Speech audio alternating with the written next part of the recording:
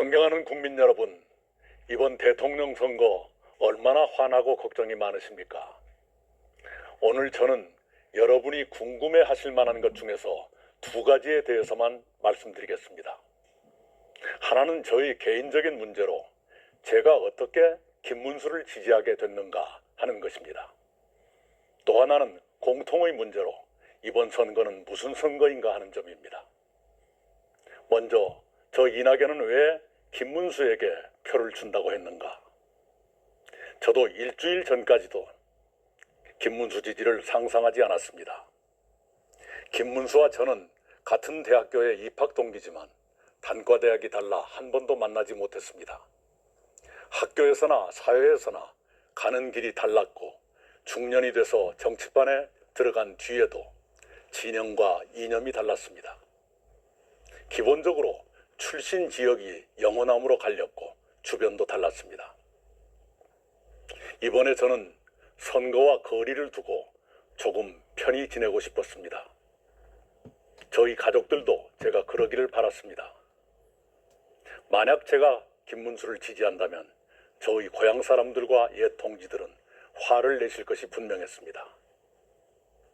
그런데 지난 주말에 저는 예상치 못한 경험을 했습니다.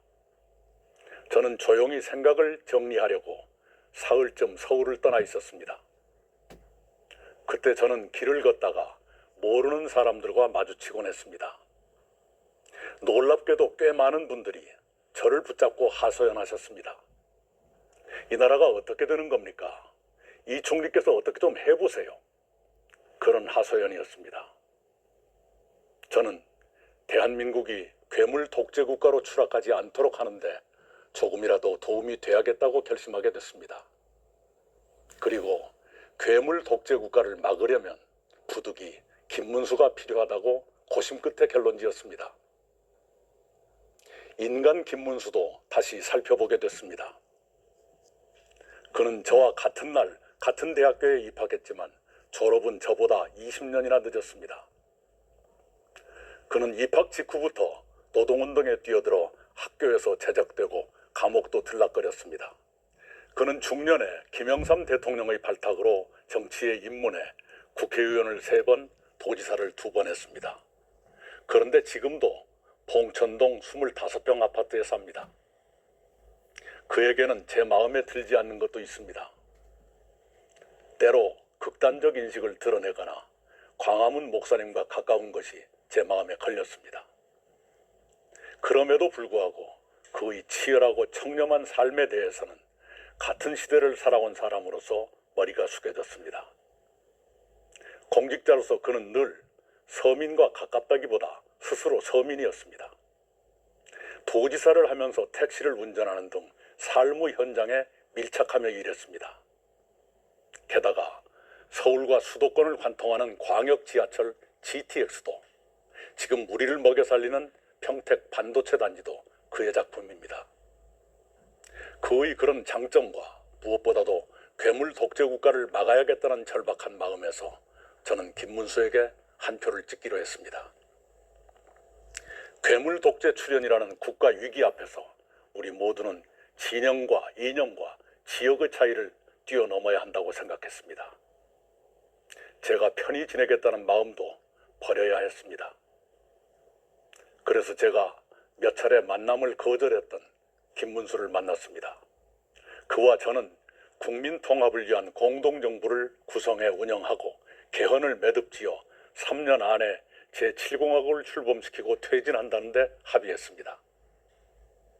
다음, 이번 선거는 무슨 선거인가를 말씀드리겠습니다.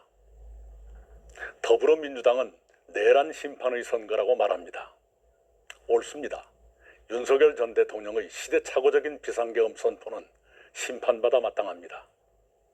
BTS의 노래가 빌보드 차트를 석권하고 영화 기생충이 아카데미상을 받은 대한민국이 한밤중에 비상계엄을 선포하는 나라로 추락한 것은 용서할 수 없는 일입니다. 민주당은 비상계엄을 신속히 해제하고 윤석열 전 대통령을 단기간에 파면하는 데 앞장섰습니다. 그런 민주당이 만약 법적 도덕적으로 시비할 것이 없는 후보를 내놓았더라면 이번 선거는 내란을 심판하고 국가 미래를 설계하는 아름다운 선거로 깔끔하게 진행됐을 것입니다. 그러나 민주당은 12개 범죄 혐의를 하나도 벗지 못한 사람을 후보로 내놓았습니다. 민주당은 그 후보의 사법 리스크를 없애기 위해서 검찰은 물론 사법부까지 파괴하려고 덤비게 됐습니다. 그 결과로 내란 심판이라는 원래의 선거 쟁점이 희석되고 괴물 독재 국가를 막자는 쪽으로 쟁점이 옮아가게 됐습니다. 괴물 독재 국가는 한 사람이 입법권에 이어 행정권과 사법권까지 장악하는 건국 이후 초유의 사태를 말합니다. 지금 양대 세력은 내란 심판이냐 독재 저지냐로 싸우고 있습니다. 내란 심판과 독재 저지는 모두 중요합니다. 그러나 내란 심판과 독재 저지는 두 가지 점에서 다릅니다. 첫째, 내란 심판은 이미 정리 단계지만 괴물 독재는 눈앞에 닥친 미래의 문제입니다. 비상계엄 선포와 관련해 윤석열 전 대통령과 부하들은 자리에서 쫓겨나 재판을 받고 있습니다. 정치적으로나 법적으로 정리되는 단계인 것입니다. 그런데도 민주당이 내란 세력 척결을 계속 말하는 것은 주로 그들 마음에 들지 않는 대법관과 판사를 비롯해 검찰, 경찰, 정치, 기업, 언론계 인사들을 겨냥한 것일지도 모르겠습니다. 비상계엄은 그렇게 정리 단계지만 괴물 독재 국가는 일주일 뒤면 현실이 될지도 모를 공포입니다. 그래서 더 두려운 것입니다. 두 번째 차이는 이것입니다. 비상계엄에는 견제 기능이 있었지만 괴물 독재 국가는 견제 기능이 마비됩니다. 비상계엄은 헌정 질서와 민주주의를 파괴한 폭거였습니다. 그러나 국회의 해제 결의라는 견제 기능이 작동했기 때문에 2시간 33분 만에 해제가 결의됐습니다. 윤석열 전 대통령에 대해서도 마찬가지입니다.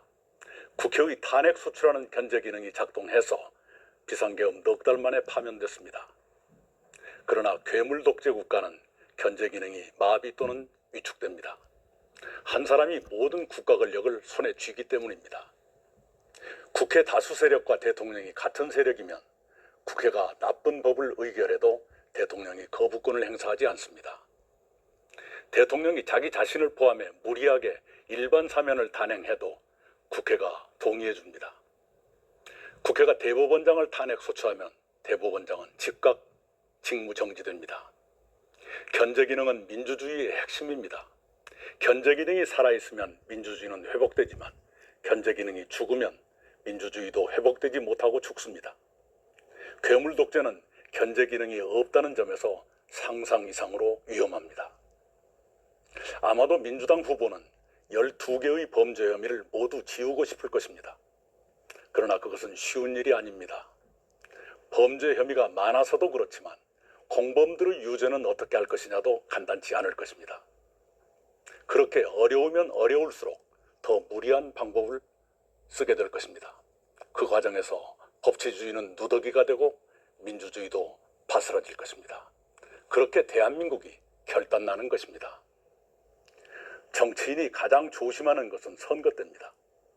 그러나 어떤 세력은 선거 중에도 사법부 겁박과 장악 준비를 멈추지 않습니다. 그들이 정권을 잡는다면 어떤 일이 벌어질지 어찌 걱정되지 않겠습니까? 존경하는 국민 여러분, 대한민국은 중대한 기로에 섰습니다. 어렵더라도 3년만 준비해서 새로운 희망의 제7공화국으로 넘어갈 것이냐, 아니면 한 사람이 모든 국가 권력을 장악하는 괴물 독재 국가로 추락할 것이냐의 기로입니다. 부디 괴물 독재 국가의 출현을 막고 희망의 제7공화국으로 함께 건너가기를 바랍니다. 그러자면 국민 여러분 한 분도 빠짐없이 투표에 참가해 주셔야 합니다. 사전 투표도 많이 이용하십시오. 기권하시면 더 나쁜 후보의 당선을 도와 불행한 대한민국을 만들게 됩니다. 부탁드립니다. 감사합니다.